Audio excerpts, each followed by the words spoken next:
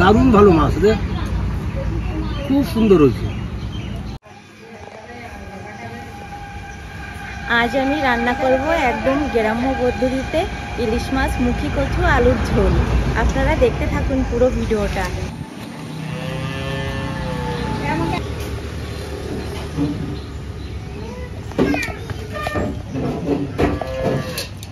মাছের আঁশটা ছাড়িয়ে নিচ্ছি।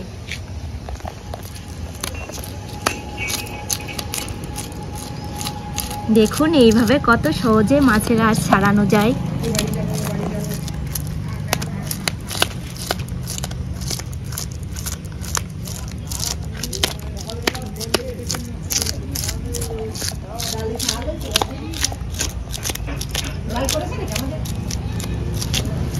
মাছের আঁশ ছাড়িয়ে নিয়েছি, এবার জলে ভালো করে ধুয়ে নেব।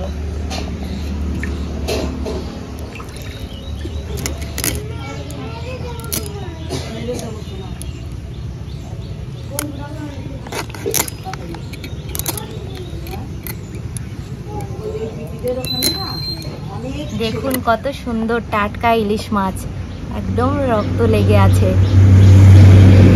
আগেকার দিনে ঠাকুমারা যেরকম রান্না করতো ওইভাবেই আজ আমি রান্না করব।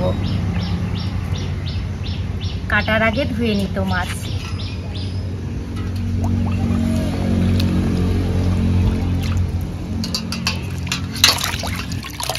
যে দেখুন পরিষ্কার পরিচ্ছন্ন করে ধুয়ে নিচ্ছি।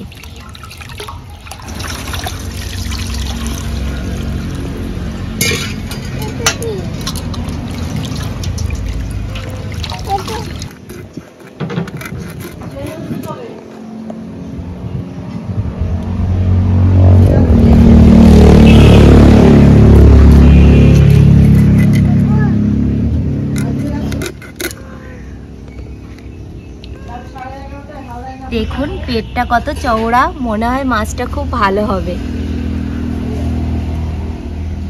এত বড় মাছ তো পেটি আর পিঠ আলাদা করব।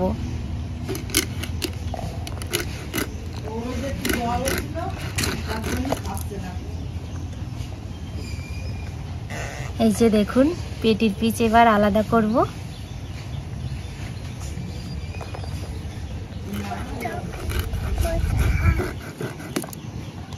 আমাদের তো এতটা মাছ লাগবে না, যেটুকু লাগবে সেটুকু নিয়ে নেব আর বাদ বাকি রেখে দেব।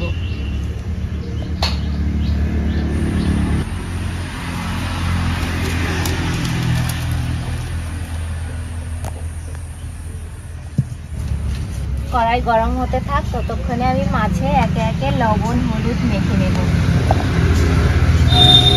লবণ, হলুদ গুঁড়ো,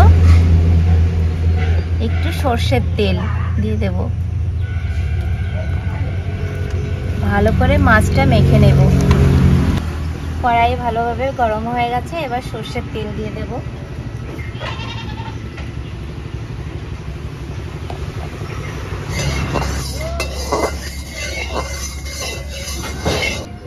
তেল ভালো করে গরম হয়ে গেছে, এবারে একে একে মাছগুলো ভেজে নেব।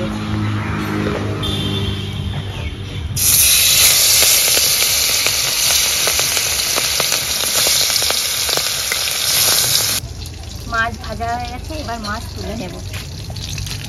মাছটা খুব সুন্দর, মাছে কত তেল উঠেছে। এই মাছের তেল তো আমার ভীষণ প্রিয়, আমার গরম ভাতের সঙ্গে খেতে খুব ভালো লাগে।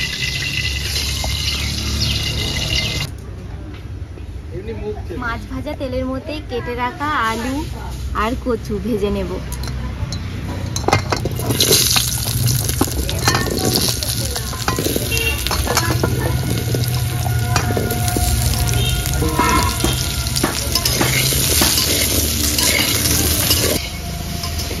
আলু আর কচুরমুখী ভালো করে ভেজে নিয়েছি, এবার চেরা কাঁচা লঙ্কা দিয়ে দেব।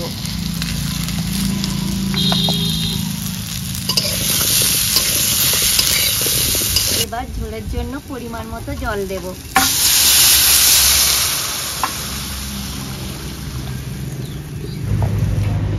ঝোল ভালো করে ফুটে গেছে, এবার স্বাদ মতো লবণ দেব।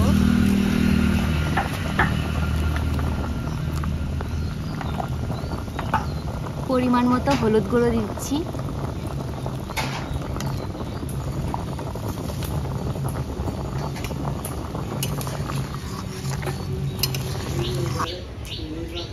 একটু ঢাকা দিয়ে জোরে জোরে জাল দেব।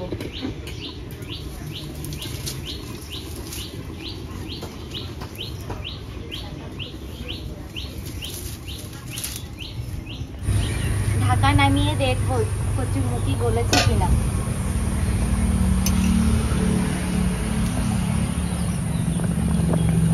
সুন্দর গলে গেছে, নিয়ে নেব ফোড়ন দেওয়ার জন্য।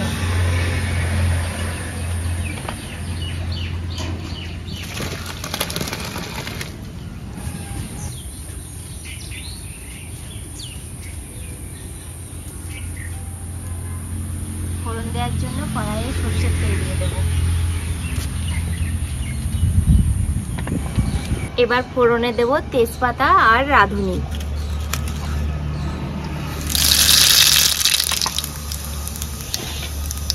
এবার ঝোল ঢেলে দেব।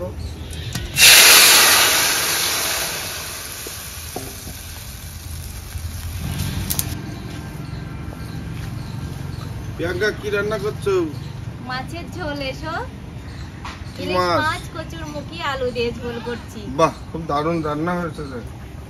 কালারটা তো খুব সুন্দর হয়েছে, খেতে বোধহয় ভালো সুন্দরই হবে। তো অন্যদিন এসে খাবো আবার, বুঝলি? দারুণ রান্না বললাম, তুমি বসলে না। কি করবো বল, সময় তো নেই আমার, এখন তো যেতেই হবে কাজে। অন্য আর একদিন এসে সেদিন তোর খাবার খাবো আমি। আর আমার খুব লোভ লাগছে তোর খাবার দিয়ে। বাড়িতে তৈরি করা মশলা, এই মশলাটা ঝোলে দিয়ে দেব।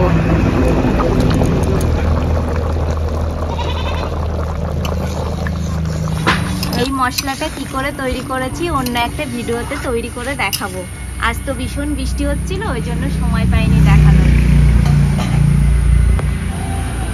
হয়ে গেছে, এবার নামিয়ে নিচ্ছি।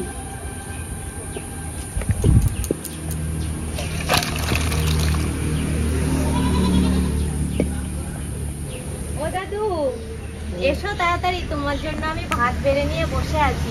আচ্ছা, তোমার আসতে দেরি হয়ে গেল। আমার তো আজকে দেরি হয়ে গেল, মনে মনে ভাবছি কখন আমি যাবো। আমি ভাবছি দাদুর কি কাজ হয়নি এখনো, জমিতে কি ধান ফেলা হয়নি। বসো। আজকে কি রান্না করেছিস? আজকে ইলিশ মাছের মুখি কচু আর আলু দিয়ে ঝোল। ও, গাটি কচু দিয়ে ইলিশ মাছের ঝোল। হ্যাঁ। ও, তোর ইলিশ মাছের কথা শুনে আমার কি মনে হলো জানিস, এক সময় মধুমতিতে ইলিশ মাছ মারতাম না। হ্যাঁ। আর কি বলবো, ৬টা জলে কাছে দিয়ে মারতাম। কত মাছ মারিয়েছি মাছ খাওয়ার, মাছ মারার কি মজা। দাদু, হ্যাঁ নাও তোমার ভাত। দাদু, ইলিশ মাছের তেল দিয়েছি, পটল ভাজা আর ঘরে ডাল করেছিলাম। এই ইলিশ মাছের গল্প আর কত পারবো। ঠিক আছে, তুমি এবার খেয়ে নাও। আচ্ছা, দে খাই।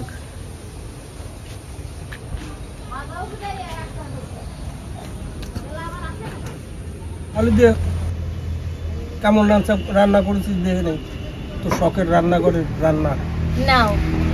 যত খাচ্ছি ততই তো লোভ হচ্ছে রে, মূর্তি আর ইচ্ছে করছে না মনে হয় যেন রান্না দেখে তো খুব ভালো লাগছে, তারপরে কেমন হয় দেখা যাক।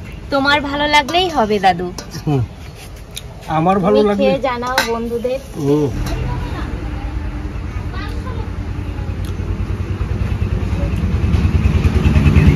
আরে মাছ, দারুণ মাছ, দারুণ ইলিশ,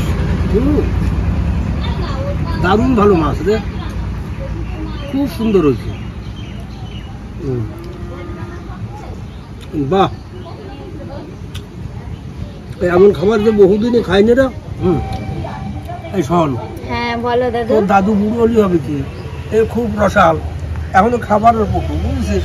দাদুদের তো এরকমই হতে হয় দাদু, এরকম হলেই তো মনের মতো হয়। খাইয়ে খাইয়ে যে অভ্যাস তো না, জীবন ফেল করে দেয় এখনো, তাই না? দাদু, সব শেষে আম দিলাম, খাও। আচ্ছা যাও, এই গ্রীষ্মকালের ফল এবার এই পর্যন্তই হবে শেষ। হ্যাঁ বন্ধুরা, এই ভিডিওটা দেখতে ভুল করবেন না, আর লাইক কমেন্ট করে দেবে। আশা করছি আজকের ভিডিওটা ভীষণই ভালো লাগবে। আপনারা সকলে ভালো থাকবেন। আজ আসছি।